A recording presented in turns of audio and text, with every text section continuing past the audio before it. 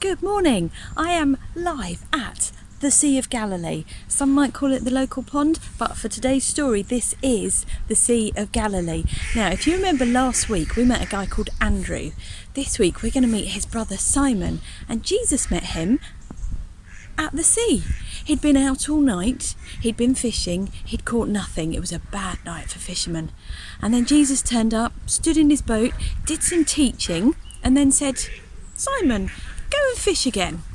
And Simon said, "But there was no fish. We wasted all that time last night and I'm tired." And Jesus said, "Throw your nets the other side." So Simon and Andrew did as they were told, and they went out, and where they'd thrown the nets and got nothing, this time they threw the nets and there was so much fish that they thought their nets were going to break. They had to call their friends and say, guys, come and help us, we've got so much fish." And they caught an incredible haul of fish that morning. Incredible stuff. And at that moment, Simon knew there was something amazing and incredible about Jesus. And Jesus said to him and his brother, "Follow me and I'll make you fishers of men." Right, I've come to a different part of the park to show you the next part of the story. Simon means reed. These are reeds. You can see they're flippy floppy. When it's windy, they blow this way, they blow that way. So actually, Reed is saying that he's a bit of a flip-flop. He changes his mind. He's not really very strong.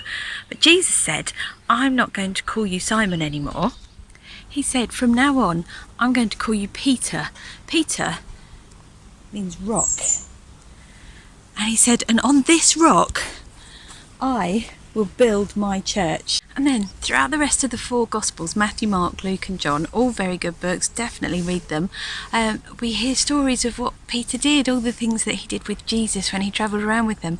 Sometimes he really, really messed up. He lost his temper, he chopped someone's ear off, he denied that he knew Jesus.